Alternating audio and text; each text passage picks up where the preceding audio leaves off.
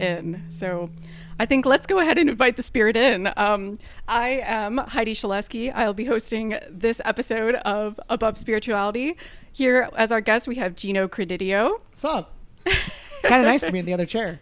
How the tables have turned. I am here as a guest host. Super excited to get to know you a little bit more, Gino. We've known each other for several years now, and I would love to know from you, how did you get started in your spiritual journey? So, it's so weird. What ends up happening is like, I was 19. I had just come back from like my first year of college at the University of Illinois. And a good friend of mine was getting into like kind of new agey stuff. He was watching a lot of like Spirit Science, if you know that YouTube channel.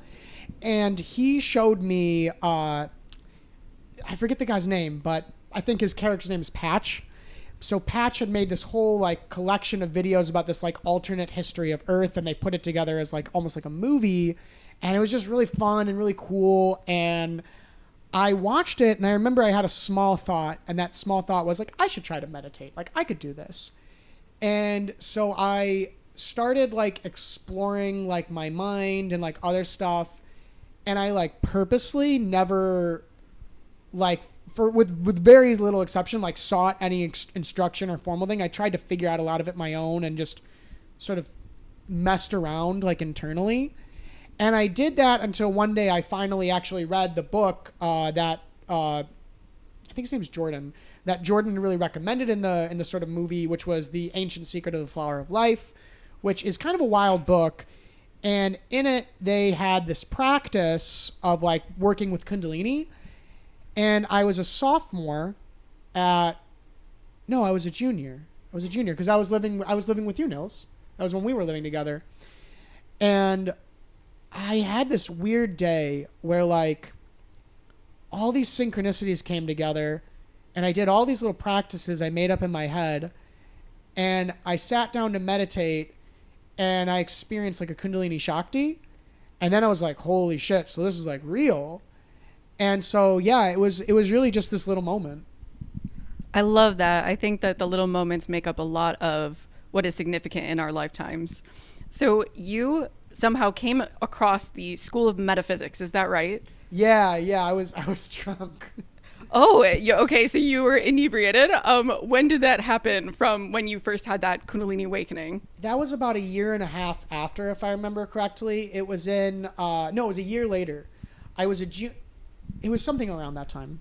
It was I forget exactly when, but I was at the University of Illinois again, and there was this young lady I had a really big crush on, and was not very successful with this young lady, but we were hanging out, and we would like go to hang out at like the Humane Society because she was thinking about getting a cat, and we were just petting the cats. And we kept driving by this building in Urbana, Illinois. It said School of Metaphysics, and I remember thinking, what the hell is a metaphysics? In fact, Nils, when I first started getting involved with it, Nils was like, that's a fake word. You can't just make up words like that. And it was not a fake word. Metaphysics is a very real word, and a discipline of philosophy. So, haha. Argue, but I could see myself saying something like that. That was, I mean, we were 20, so like we can't, we were really dumb. You could be lying, and I wouldn't remember it. Yeah. So anyway, I remember one day I was hanging out with the young lady. There was it was a free B.O.B. concert on the Quad, and I was 21, so I bought us a bunch of like Four Locos and stuff, and like I shotgunned them behind like a convenience store, and I'm walking to go to the concert and feeling real good, and there was a dear friend of mine. His name's Scott Hilburn, and he just said, "Hey, do you want a free dream journal?" And I was like, I just shotgunned for a logo, like, hell yeah, I want a free dream journal. And that was when I saw it. It said School of Metaphysics, and I asked him what it was, and he described it, and I was like, oh my God, like, that's everything I've ever wanted, One thing I didn't mention in the story earlier was that as a child, I remember I would, to cope with home life, I would kind of sequester myself, and I remember I spent a lot of time in my room, and I remember thinking to myself, like, oh, I should do practices like meditating, or should concentrate on things, or I should like close my eyes and try to like make myself see a picture, or like write down my goals. And it was wild because that was literally exactly like the exercises that they did at the school. Would you say that you always had some form of intuition that pushed you towards spiritual practices? No. At least it didn't seem like it. When I was a teenager, like, I was really just interested in like partying, and school was kind of easy, so like I really liked like doing theater, or like just getting into dumb shit with my friends was like a lot of like that. And like I was really involved in a bunch of clubs, and none of which were spiritual, though I was really interested in psychology from a young age. I remember I asked them as a freshman because we went to the same high school. I asked them, and they said it was okay if I could take Mrs. Kelsey. I don't know if you ever took her classes. I was like, I wanted to take Intro to Psych, which normally had to be a sophomore. And they said, no, he can take it. And also, now that I think about it, that was super transformative for me too. And that really, that was really formative to like later my interests. It's funny. Gino and I here, we're both theater kids, so maybe that says something a little bit about our spiritual practices as well, and journey. But I am curious more about your path, because you eventually became a really big presence at the School of Metaphysics. So what led you to pursuing that path then from college? So when I first found the School of Metaphysics, I was kind of going through a low period in life. And when I started practicing like spiritual teachings, and I guess one of the benefits of a low period is a lot of times you're really motivated to, be disciplined and like aggressive in the mind because your existence is kind of fucking miserable. And so that like got me out of it. And I started painting a picture for my life. And so I really wanted to go deep with that particular program and, share what I had learned with other people. And I even really wanted to like one day be president of the school as the organization, or even chancellor, and, live at our college, which is a big property we have. I've kind of always felt like, a attraction to like leadership roles. So it was all kind of very natural. It was part of like the life I really like was visualizing for myself. And so I really went all in on it. I ran restaurants just so I could like, have enough free time and, a good amount of cash that I could, invest like in my spiritual stuff all on the other side of it. And so, yeah, that was what I did. It was just kind of natural. So at the school, what had the most impact on you early on when you started? Because you're a dream interpreter, you've done things with hypnosis. So what was the thing that really, in those early days, kept your interest going? It was really just having a community of like-minded weirdos, like at all. Because really, I was not a great poster child for like a student who was like a school metaphysics student. I struggled to do like the exercises that they prescribed me. I would frequently research like other paths and get like super involved in other things. But just having that outlet at all to explore that part of myself and really experiment was what opened my eyes. And it was really just a push of passion at that point. And I think what really got me interested was when I heard about enlightenment, and then I was like, well, what the hell even is this? And that intellectual wanting to know what this phenomena was, like, really moved me forward. See, I think that's so fascinating, because I think that we as social creatures, we need so much community to have that support and everything, and to feel confident in what we're pursuing. And it's so great that you found that with the school. So for somebody who is beginning their spiritual journey, what is something that you would recommend? So the first thing you really ought to do is start to like look at what feels right to you. Like, not in like the like, oh, like Christianity feels right to me, or oh, like, Islam feels right to me, but like what beliefs about your spirit, the world, your connection of like a soul and stuff, like feels right. And then explore those. I really think a great one is actually exploring like major religious traditions. Like read a simple book about Buddhism, like what the Buddha actually taught by Rapula, it's Rahula something, Rahula Walpola, or Buddhism in Plain English by Stave Hagen. Open up a Bible and like actually just read a gospel. Like they're really easy reads. I would not suggest starting with Genesis or Exodus because they're batshit, respectfully. And the same thing could be said for like a Quran or any other, or actually the Bhagavad Gita.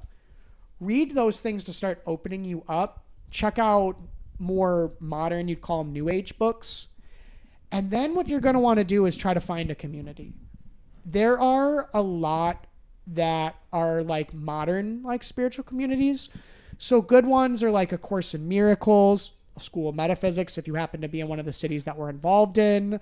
You might look into yoga, or ecstatic dance is a very prevalent community in many places that's often very wholesome. Sufism for people who are more interested in like Middle Eastern culture. But yeah, just go on Meetup and search like spirituality groups. I love that. I think that, again, having like-minded people is so important, and I hope that the podcast really does that too. We have such a great community here, so I love the progression of your journey, because you are somebody who came from a place where you didn't really have any sort of exposure to more spiritual practices other than religious. Is that right? Well, there was actually one thing that it's actually not. I would actually say it's not true. So I grew up Catholic. Funny enough, my last name actually means like basically translates to belief in God in Italian.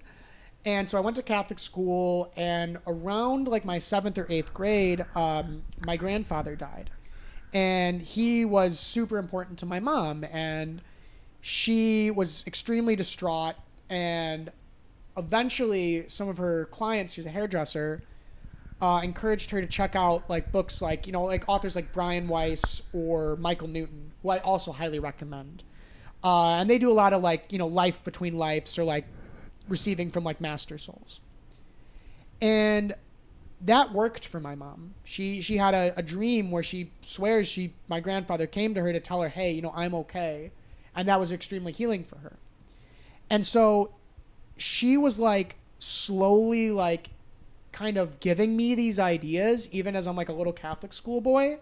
And I remember it was really weird because like I could like hold both the Catholic ideas and these New Age ideas next to each other. And I was like, oh, all the stuff they're teaching me that I don't agree with, like, yeah, that's okay. I just throw that aside. And so that was also kind of planted in me from like a young age. So it sounds like a lot of the things that you're talking about are about somebody's core values, the types of beliefs and everything that are most true to them. So as somebody who is very introspective, I typically have to have some sort of guidance and sort of practice of introspection. I love to journal. I love to daydream and have time to myself and kind of visualize my dreams and everything. But it takes me several times over to establish my values. So, I think that they change over time, generally speaking. So, as somebody who would love to know your practices, how would you say you determined your values and beliefs over time, and how can someone else? So, kind of like what I did was, I think in terms of like, I guess you could call them like virtues. So I think of like specific like stuff that's like quasi spiritual, like as a quality. And then like I want to understand it. So like a big one for me was like love. I wanted to understand love, and specifically unconditional love. And how I figured that out was really just whatever made sense to me, And you do this dance of like, is this actually important or relevant to me? Or is this just any number of bogus reasons? Like, oh, someone told me this was important. But really, if you have like a nagging urge in any direction, as long as it's like a wholesome direction, like, if you have a nagging urge to kill, seek help. Um, gotta laugh at a nose on that one. But seriously, it's like your nagging urges are often correct. They're often like your soul, like speaking to you. So that was kind of what I did. Is I would follow those and like I'd want to understand it. And that's why I do encourage a lot of like reading, especially in the beginning, and like consuming of various spiritual content, because that'll give you like ideas. Like you'll hear some speaker or some person online say a certain thing, and that'll catch your attention, and follow that. Like trust yourself. It's frequently right. No, I definitely think that following one's interests and their unique guidance, the intuition, and even really listening to what we resist is really important. There's a reason that we have some form of resistance towards something, whether that's subconscious, unconscious, or we are consciously fully aware of it. So, did you have a thought on that, on resistance? Well, one of the things with resistance that's important to realize, and that's another reason why I'm really, if you want to be a spiritual, I really recommend becoming like spiritually educated, because it just really helps to know like basic teachings about, or just like basic things to expect when you're doing this, because you're going to come up against yourself a lot. And there's already like a wealth of like literature and like people who've gone through the same shit that will help you. And so like a lot of times, like when you resist it, it's because like the ego is coming in, and the ego lies to you. It tries to make it about things outside of yourself. So it's good to keep that in mind. How would you define the ego? The ego fundamentally is like your sense that like I am a being, at like that like I exist, I am a being. That's like its first most fundamental thing, which can be a little scary if you really think about it, because a lot of spiritual practices are trying to like transcend that, if like enlightenment's your goal in any way. But yeah, that's what it is, you know, if you're interested in enlightenment, you're trying to go beyond that direct perception. Then it boils down to a series of like stuff in your psyche, and this is like the part of you that tries to protect you from like emotional baggage. So that's why it'll project things to other people. It will block you when you're trying to introspect sometimes, because it's like there's some sort of heavy energy. It will make you forget things so that like, you know, you don't put yourself at risk. It's also the part of you that like motivates you to continue surviving, to acquire things, which is, it's the part of you of like why you get angry when you feel slighted, because it's trying to protect your physical existence. It's also the part of you that it sort of like draws like an energy from like you experiencing sensation, and it especially draws energy from you experiencing negative sensation, because it validates its own existence. So it's simultaneously a thing that protects you as like a person from really difficult experiences, and also like keeps you trapped in negative emotions, because it draws a fuel from that. So and at the same time, it's also something that can motivate you forward. So you've been on your spiritual journey for quite a few years now, and you've had an array of experiences, education. You're very multifaceted now when it comes to spiritual topics and concepts and matters. So I'm curious, you're talking about the ego, and some people have the idea and the belief that you have to kill the ego in order to succeed in spiritual concepts and practices. So what would you say to somebody who believes that? And do you think that is part of your journey as well, is killing the ego? So yeah, and that's a really common belief that I think it should be talked about, because if you're educating yourself on spiritual stuff, especially like Eastern topics, like the goal of a lot of Eastern practice, like supposedly, is like to become enlightened. So yeah, it's like you're trying to go beyond your ego and, get out of reincarnation and samsara and suffering and reach some higher state of evolution. And that is the goal of a lot of spiritual practice. but it only has to be that goal if that is something that you want. Spiritual practice, more fundamentally, is trying to raise your level of consciousness, which includes raising it in the human domain of just feeling better, being less affected by the world, more intelligent, more energy, more ability to create a life that you want. And that is just as worthwhile of a goal, like just reaching a better state of existence, as like reaching this supposedly greatest state of existence, which is enlightenment. So absolutely not. It does not have to be your goal, but you can choose it. You can just so you don't have to kill the ego. In fact, even to like reach enlightenment, a really awesome teaching I heard is it's not that you have to kill your ego.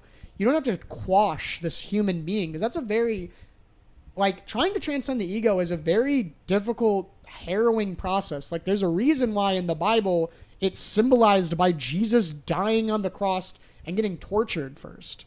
Like that, it hurts. And if you talk to if you research a lot, that's what a lot of people go through. But that doesn't have to happen. What a teacher I know, David Hawkins, had said is like, you don't have to destroy that part of yourself to even make that goal. You just have to let go of the attachment to it through, like, deepening your sense of perception and surrender.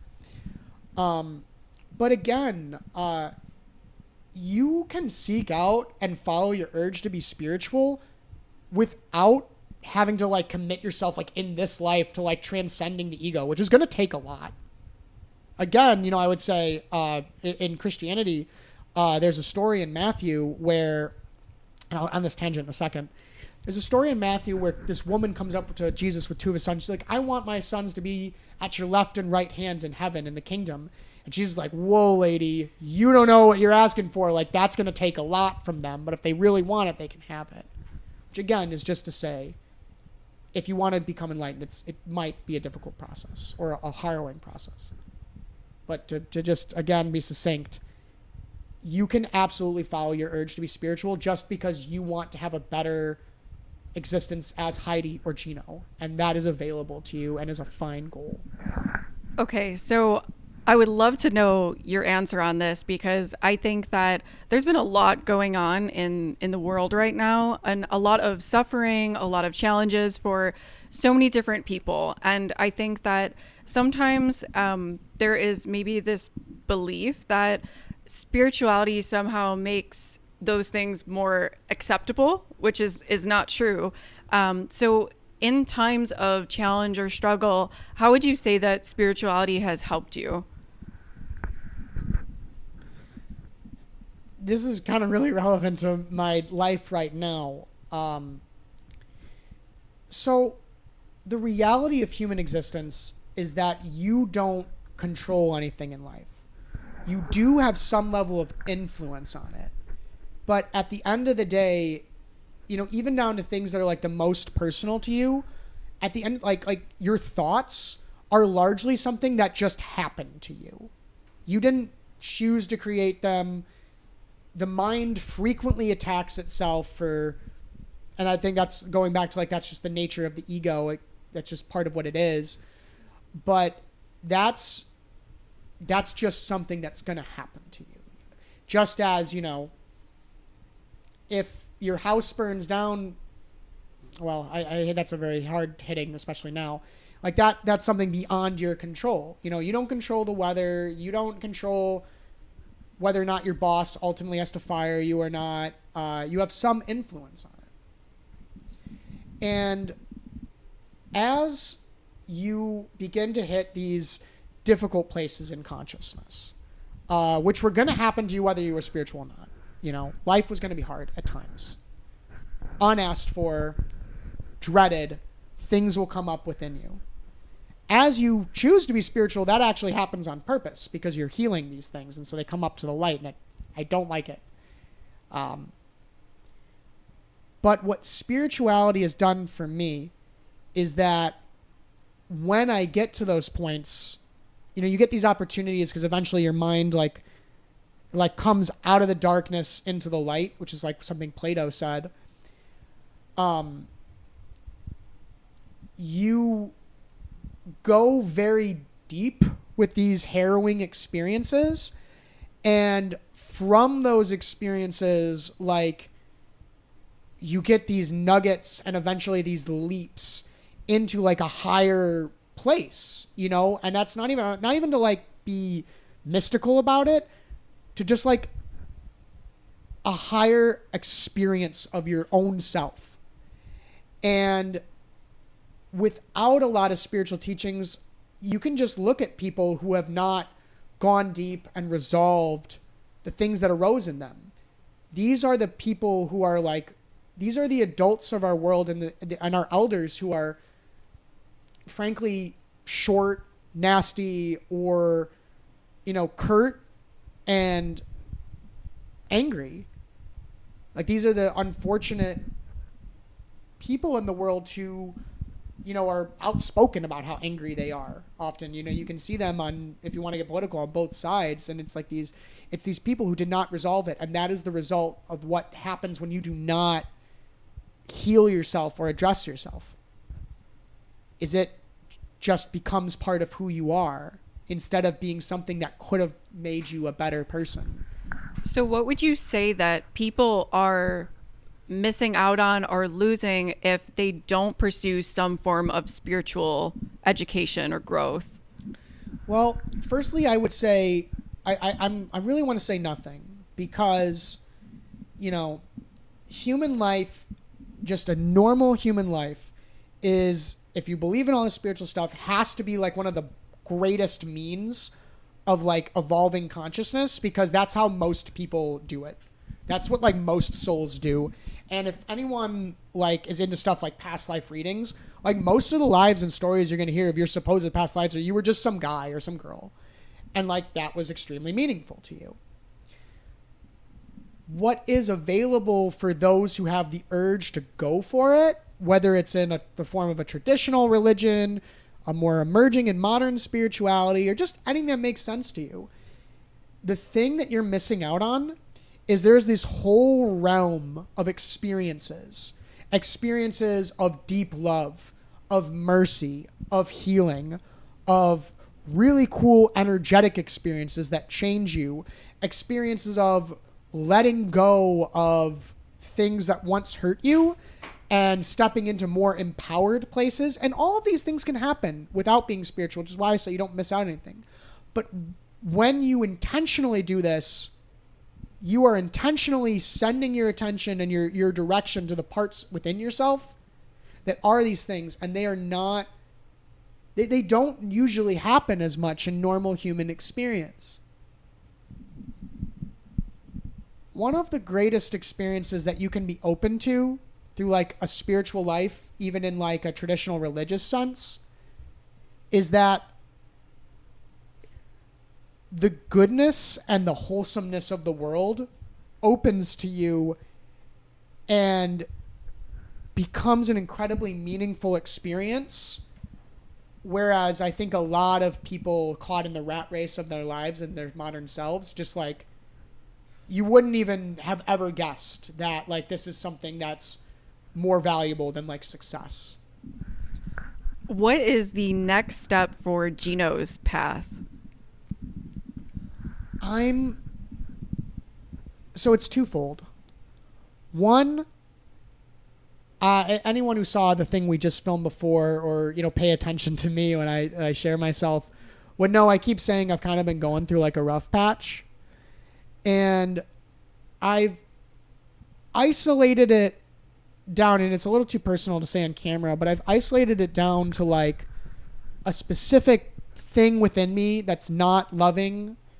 It's some sort of, you could say it's like a spiritual error that I need to transcend and heal. And I've really been praying a lot and doing practices to try to get beyond that.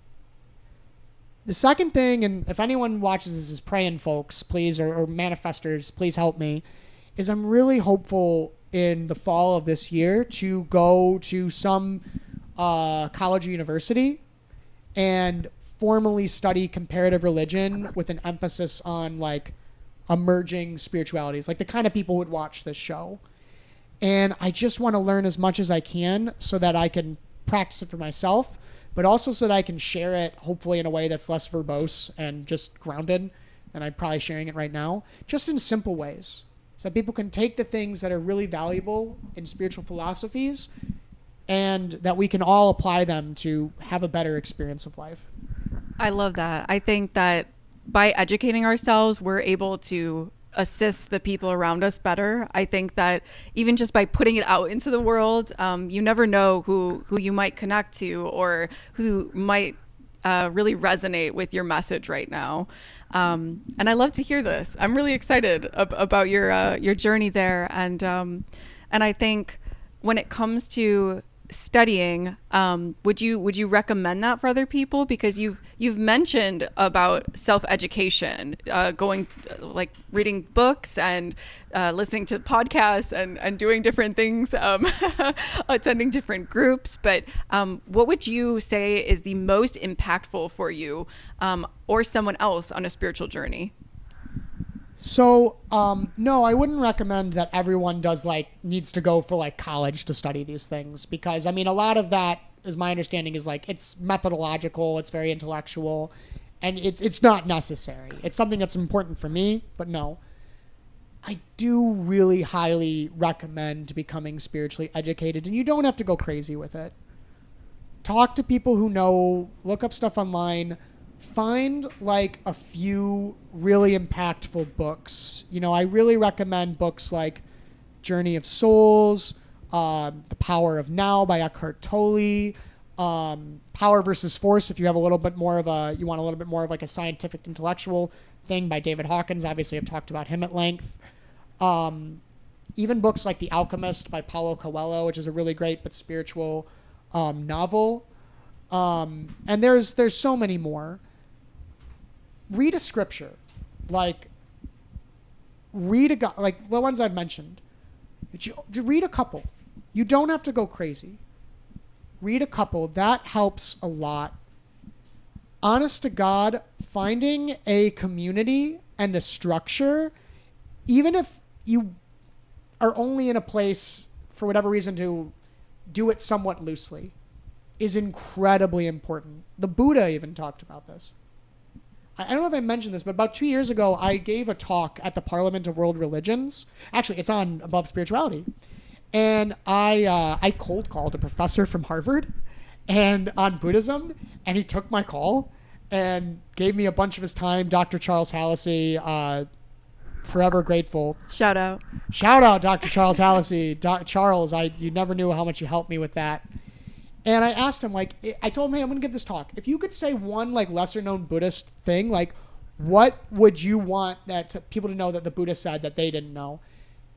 And he said that to the Buddha, of all the things in what he called the holy life or a spiritual journey, he said the most important thing is friendship. Which was wild to me, because I've read a lot of the Buddha, and he usually doesn't say cute shit like that. But yeah, it's so important to find some people in your life who also can relate to you and you can share the journey with. And you doesn't mean to cut out the rest of your life. I really don't recommend that, because a lot of people who are spiritual start cutting out other people, and that may or may not happen, but I don't recommend it. You don't want to lose your family just because they believe different things than you. You know, I love the concept of friendship that you just brought up, because I also believe that it is so important to be one's own best friend. So I think that becoming your own best friend is such a valuable practice in life. I think that by looking out for yourself and everything and all that, you become a better friend for other people too, by being one for yourself. So as those who have watched the episode where I guest started in season 1 know that I'm an artist. So very visionary person, love the visual arts. And so they can check out that episode later. But hell yeah. But I love envisioning different parts of myself and my life. And so something that I do sometimes is I envision other versions of myself. I envision my younger self. I envision who I want to be in the future. Even just having conversations with myself now, some people will think I'm talking with them when I'm really just having a full conversation with myself. Right. But so I want to know from you though, if you could envision your younger self, whether that is the version of you before spiritual practices were really a thing, and the person who you were just maybe a few years ago, what is a strong form of advice that you would give yourself? The advice I would give to myself is that always your experiences are valuable. You know, you go through periods where while you're going through it, it just sucks and it does not feel valuable. In fact, your mind is pretty aggressive and mean to you to say, like, you're not doing anything with your life. You're wasting your life. And it at least for me, you know, my mind's aggressive with that. And what you so often see as you just grow up is that if you look back, the things you gained by going through that bullshit and then, you know, addressing it even though it was later on and going through like overcoming yourself was always so incredibly valuable and valid, you know? So, you know, you never really know what the movie's about or the book's about until the end. I love that. I really love that. And I think that by understanding our experiences later on, that we can use that information in our future experiences too. Right? Like we're all trying to gain a better understanding of what's going on around us. So in the future, where will people be able to find you? That's really the question, because I have no idea if or where I'm going to get into school. But for the immediate future, you know, you can still find me at the School of Metaphysics. We're doing meditations every Tuesday night in Palatine. Then you can find me a lot of the times at Ecstatic Dance Communities, usually Wednesday nights at Altar. Shout out all of my friends at Altar. I miss you guys. You're going to be able to find me here on Above Spirituality for either a long time or forever. And then and please pray for me, my big colleges I'm really hoping to get into are either the University of Chicago, Rice University in Houston, or the University of Virginia in Charlottesville. So, and then hopefully soon you might see me online as I write books. Check out, we have a novel coming out called Born Connected it's my family's history and the mob. It's spiritual in a different way. Or a small book on love, which I'm also secretly publishing on. Might even just publish through Above Spirituality. So hopefully you can see me there. While we're at it, Gino, why don't you just go ahead and plug the rest of your shit? You've been fucking waiting to say that. You've been waiting to say this whole time. I mean, I really already did, you know. You'll find me at Above Spirituality, the School of Metaphysics, and hopefully soon at a college campus near you, maybe. And then I'm just going to manifest the things that I want in life. You're going to find my books in bookstores as I get more serious about finding an agent to help me with that. So that's where you'll find me. We absolutely believe in the power of prayer and the power of intention, Gino. So all the best to you coming up, and we will catch you next time. Thanks for tuning in. Yeah, thank you. Christ compels you, Gino. Fuck yeah. That was awesome, Heidi. I love it. Yeah, come I here. love that. That was great. Oh, come here, Gino. I'm the host. Yes. I love it. When you said that thing about being a friend to yourself, Yeah. remember when I was sitting here and I said I always get something? Yeah. That was my thing. It hit you. It hit. That was my thing. You hit. It do be hitting. Yeah, I'm I so got- glad I to hear was that, thinking though, cartoon because old I think cartoon. Not I could this talk about crazy that forever. bullshit. I was just But I was trying like, this is different about